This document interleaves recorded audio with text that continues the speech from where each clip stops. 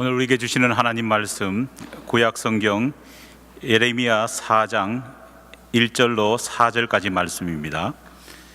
구약 성경 예레미야서 4장 1절로 4절까지 말씀, 제가 가진 성경책 구약 성경 1055면에 기록되어 있습니다.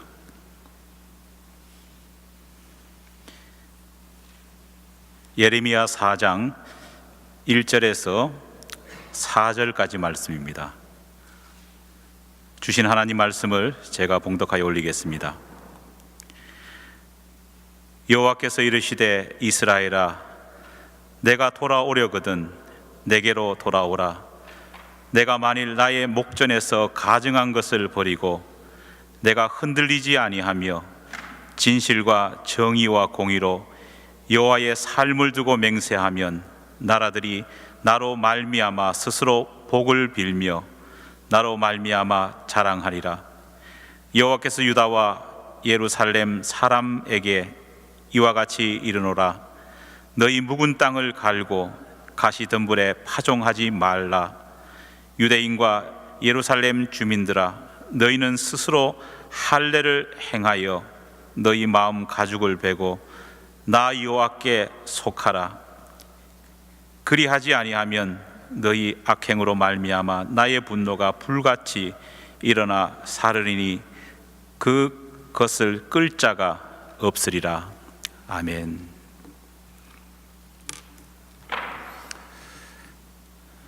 우리 모두는 태어나고 자라온 환경은 서로 다르다고 할지라도 우리의 인격이 성장하고 믿음이 성숙하는 그 과정은 다르지 않습니다. 부자든 빈민이든 서구적인 문화 아래에서 자란 사람이든 아니면은 동양적인 사고 아래에서 성장한 사람이든 간에 인격과 믿음의 성장을 향해 가는 길은 동일합니다. 인격이 성장하고 신앙이 성숙해지는 비결은 골로새서 2장 6절로 7절 말씀처럼 그리스도 예수를 주로 받아들이고 그 모든 것을, 우리의 모든 것을 그분의 마음 속에 뿌리를 받고 예수로 인해서 내 인생이 세워지고 예수의 말씀의 교훈을 받아서 믿음에 우리가 굳게 설 때 우리의 이 모든 성장은 이루어지는 것입니다. 어떤 사람들은 내가 예수를 주로 받아들였지만 아직 내 믿음이 어리고 내게 주어진 상황이 여의치 못하니 이런 나의 상황을 주님께서 이해해 주실 것이고 또 나의 어떤 신앙적인 열심, 신앙적인 훈련을 잠시 유보해도 우리 주님께서 이해하시겠지, 그렇게 생각하곤 합니다. 하지만 그것은 내 생각이지 결코 주님의 생각은 아닙니다.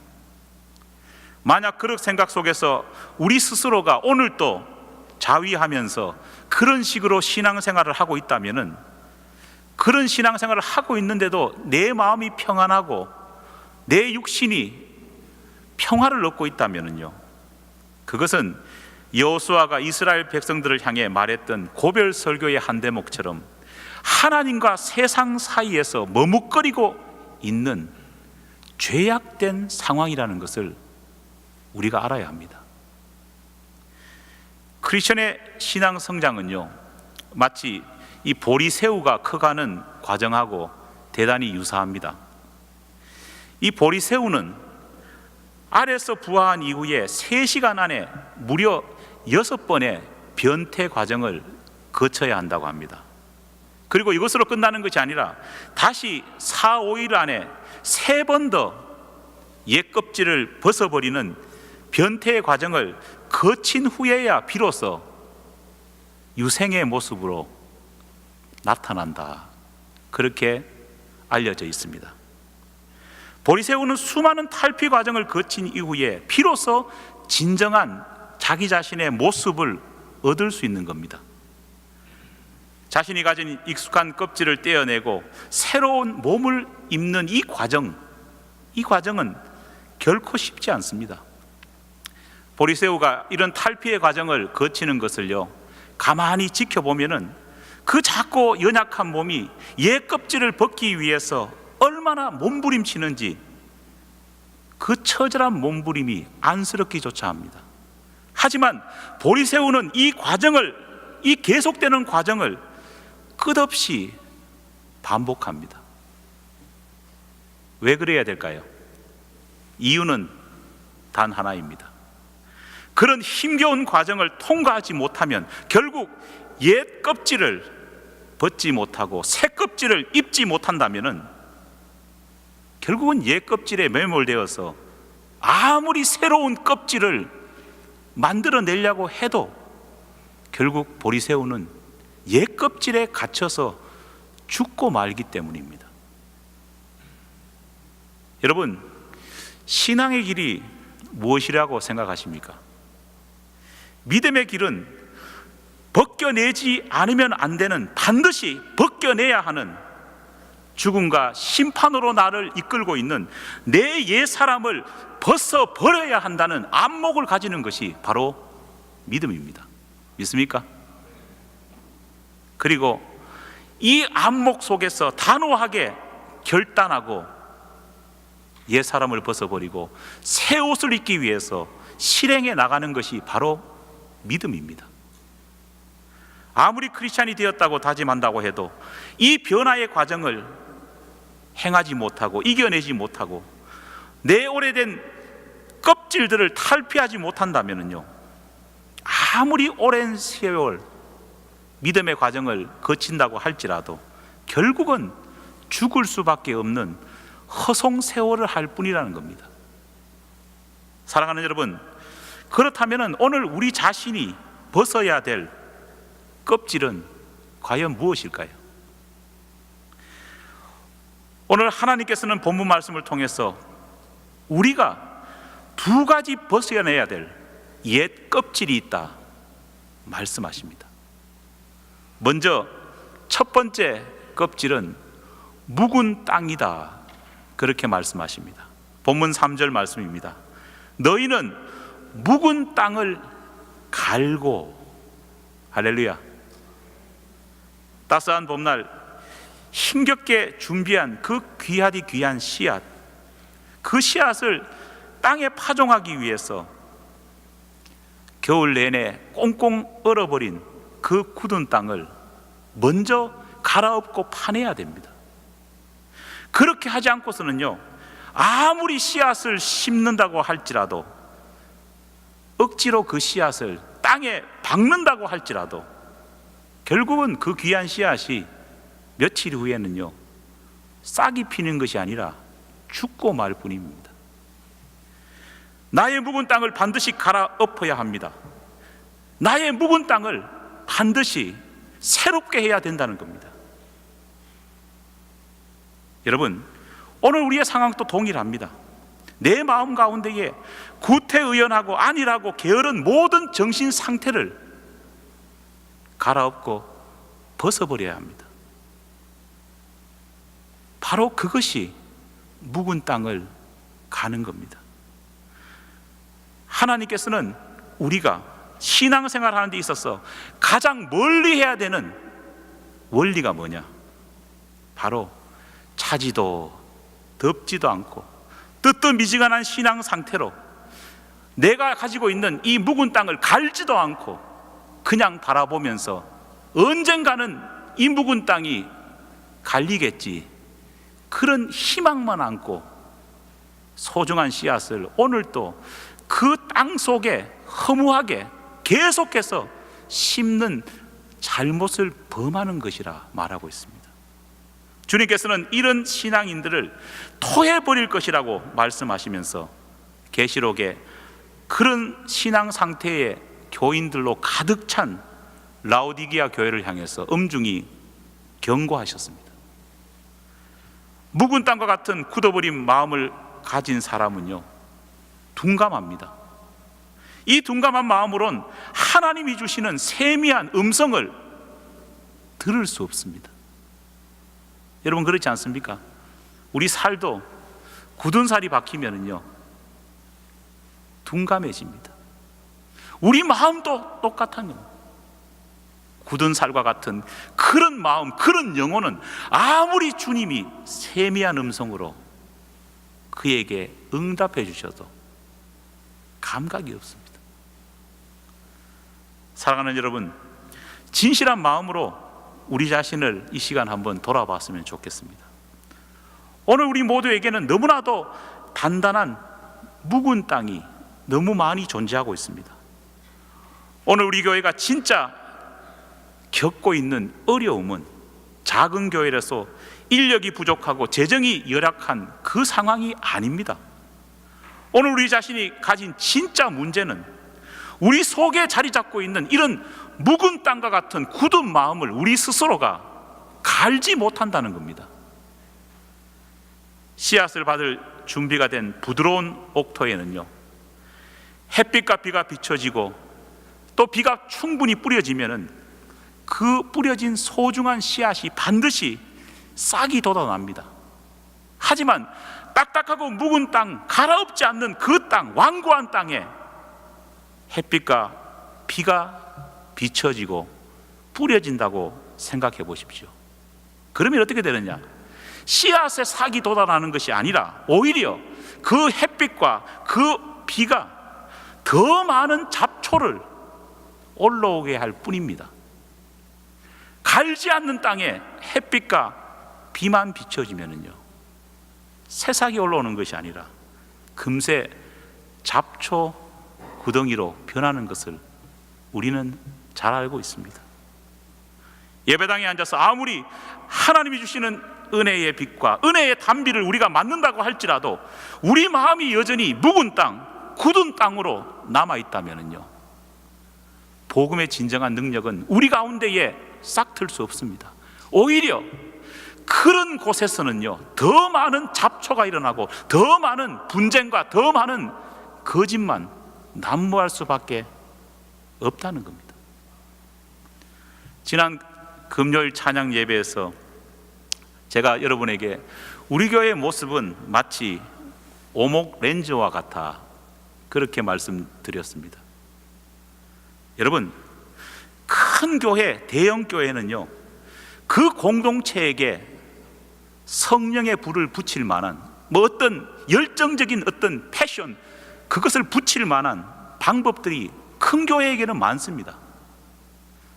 예를 들어서 값비싼 등불로, 또 토치로, 혹은 양초를 돈을 주고 구입해 가지고 그냥 사용하면은 쉽게 불이 붙습니다. 그런 도구를 이용하면은요, 손쉽게 몇 초만 해도 불을 붙일 수 있습니다. 불을 피우기 위해서 많은 사람들이 노력하고 참여하지 않아도 됩니다. 왜냐? 여러 사람이 낸 돈을 가지고 단 한 사람, 단 몇 사람이라도 좋은 재료 사서 그냥 불을 지피기만 하면 되는 겁니다. 하지만 작은 공동체는 다릅니다. 작은 교회는 라이터나 양초같이 불을 지필 만한 도구를 가질 수 있는 상황이 아닙니다. 그런 도구를 구입할 만한 여력이 되지도 않습니다. 그래서 그런 작은 교회들은 특별한 방법을 취해야 된다는 겁니다. 작은 교회들은요, 우리 교회 같은 작은 교회는 단지 작은 오목렌즈 하나 가지고 있을 뿐입니다. 여러분, 오목렌즈가 몇 초 안에 불을 붙일 수 있습니까? 못 붙입니다. 하지만 오목렌즈를 가지고 불을 붙이기 위해서는요, 어떻게 해야 되느냐? 불 붙일 그 지점을 정한 다음에 오목렌즈가 가지고 있는 수많은 초점들을 그 한 곳에 맞추어야 됩니다. 그리고 온갖 수고를 다해서 기다리면서 그 초점을 유지하면서 불이 붙기를 간절한 마음으로 바라야 합니다. 하나의 초점도 빠짐없이 하나라도 더 모아져야지만이 불이 붙을 수 있습니다. 한두 개의 초점으로 불이 붙는 것이 아니라 하나라도 더 초점을 맞추고 노력해야지만이 불씨를 만들어낼 수 있는 겁니다. 바로 그런 교회, 그런 상황이 우리 교회의 모습입니다. 오늘 우리 교회는 견고하고 아주 아주 묵은 땅, 그것이 우리를 감싸고 있습니다. 안타깝게도 오늘 우리 교회는 전 교인이 한 마음 한 뜻으로 포커스, 초점을 맞추지 못합니다. 우리에게는요, 초점을 맞출 필요가 있는 예배가 많이 갖추어져 있습니다. 이 예배를 통해서 우리가 한 사람 한 사람의 약한 초점들이 모여서 예배에 불을 붙여야 합니다. 우리 신앙에 불을 붙여야 합니다. 주일 예배, 금요 찬양 예배, 사정상 우리가 2번밖에 주중에 드리지 못하는 수요일과 토요일 새벽 기도 예배, 예수 그리스도의 몸인 좋은 이웃교회 지체라면요, 이 모든 예배에 참석해서 힘을 모두어 자기 자신의 초점을 하나라도 더 제공함을 통해 불이 붙게 만들어야 합니다. 그래서 함께 주님을 바라보며 좋은 이웃교회라고 하는 하나의 초점 속에서 모든 교우들이 믿음의 초점, 삶의 초점을 맞추어 가야 된다는 겁니다. 그래야지만이, 그렇게 할 때만이 빈약한 오목렌즈를 가진 우리의 처지 속에서 성령의 불을 붙일 수 있습니다. 하지만 오늘 우리의 모습은 어떠합니까? 교인들은 자신이 참석할 예배를 미리 정해놓고 있습니다. 자기가 정한 예배 외에는 도무지 참석하려 들지 않습니다. 참석을 하기 위해서 최선을 다했음에도 불구하고 어쩔 수 없이 안타까운 심정 속에서 있는 그런 분을 향해서 말씀드리는 것이 아닙니다. 모든 예배에 고정적으로 참석할 수 없다면 최소한 모든 노력을 다하는 그 모습을 하나님 앞에, 성도들 앞에 보일 수 있어야 합니다.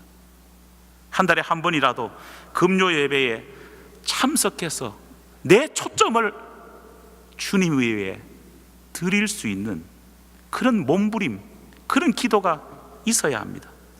한 달에 4주, 최소 한 주간이라도 주중에 아이들을 위해서 새벽 기도를 참여할 수 없다면요, 토요일 새벽 기도만은 한 번이라도 나오는 노력을 주님 앞에 보일 수 있어야 합니다.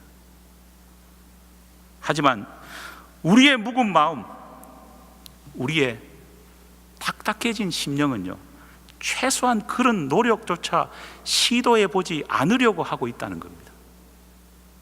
사실 우리의 이런 모습은 우리의 형편과 처지 때문에 그런 것이 아니라 엄밀히 말해서 신앙의 문제요, 영적인 문제입니다. 저는 부임 초에 지금 그 모습을 찾을 수 없지만은 금요 예배 시간을 지켰고 또 토요일 새벽 눈을 비비면서 나와서 토요일 새벽 기도 예배를 지켰던 많은 사람들을 기억하고 있습니다. 지금 그분들이 모두 어디로 사라졌다는 겁니까? 우리 자신이 하나님 앞에 살 길은 사탄 마귀가 주는 변화되고 어떤 탈피하려고 하는 이 유혹, 탈피하지 않으려고 하는 이 유혹에서 과감히 벗어나서 내 삶을 변화시키고 내 자신의 껍질을 벗는 데서부터 믿음은 시작하는 겁니다. 오랜 껍질을 벗어야 합니다. 껍질을 벗는 것은요, 우리가 얼굴이 예뻐지기 위해서 얼굴에 박피하는 것도 아닙니다. 멋있어 보이기 위해서 하는 것도 아닙니다. 이러한 구습을 탈피하려는 것은요, 바로 우리의 육신과 영적인 모든 면에서 바로 이 길이 사는 길이기 때문에 우리가 이 힘든 길을 행해야 된다는 겁니다. 딱딱해진 우리의 마음을 갈아엎는 것이 쉽겠습니까? 아닙니다. 주님이 주시는 단비, 주님이 주신 은혜를 온전히 받기 위해서 나의 딱딱해진 그 마음을 가는 것은 쉽지 않습니다. 저는 저희 둘째가 한 살쯤 되었을 때 집에서 심한 화상을 당했던 적이 있습니다. 거의 한쪽 팔이 거의 한 2, 3도 화상을 입어서요, 병원에 한 2주, 3주 입원한 적이 있습니다. 얼마나 놀랐는지 모릅니다. 혹시 흉터라도 생기면 어떡하나 너무너무 걱정했습니다. 그런데 더 괴로웠던 것은 뭐냐 하니까요, 뜨거운 물로 인해서 이 익어버린 이 옛 살을 치료하기 위해서는 어떻게 해야 될까요? 다 깎아내야 합니다. 뜯어내야 합니다. 그 익어버린 옛 살을 뜯어내는데요, 부모로서는 참아보지 못한다는 것. 저는 요즘 또 우리 둘째가 끓는 물 근처에 가기만 하면은요 이상 증세를 보입니다. 소리를 지릅니다. 여러분, 익어버린 생살, 익어버린 오래된 그 살을 깎아내는 그 고통을 여러분들 아십니까? 그만큼 오래되고 묵은 땅, 묵은 마음을 갈고 엎는 것은 쉽지 않습니다. 하지만 그것이 사는 길이기 때문에 해야 되는 겁니다. 제가 3주 동안 하루에 2번씩 이 생살을 깎아내는데 우리 딸이 비명 지르면서 어린 것이 살려달라고 하는데 아이의 입을 막고 그렇게 하도록 의사에게 내버려 둔 이유가 뭘까요? 이유는 단 하나입니다. 그것이 아이를 살리는 길이고 그것이 아이가 정상적으로 회복되는 길이기 때문에 오늘 우리도 똑같습니다. 불편하고 힘들고 어렵지만은 그것이 사는 길이기 때문에 해야 된다는 겁니다. 사랑하는 여러분, 어떻게 하시겠습니까? 2번째로 우리가 해야 할 일은 마음의 가죽을 칼로 베는 것입니다. 본문 4절 말씀 이렇게 기록되어 있습니다.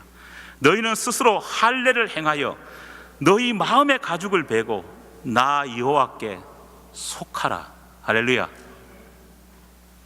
할례가 무엇인지 모르는 분은 아마 여기 계시지 않을 겁니다.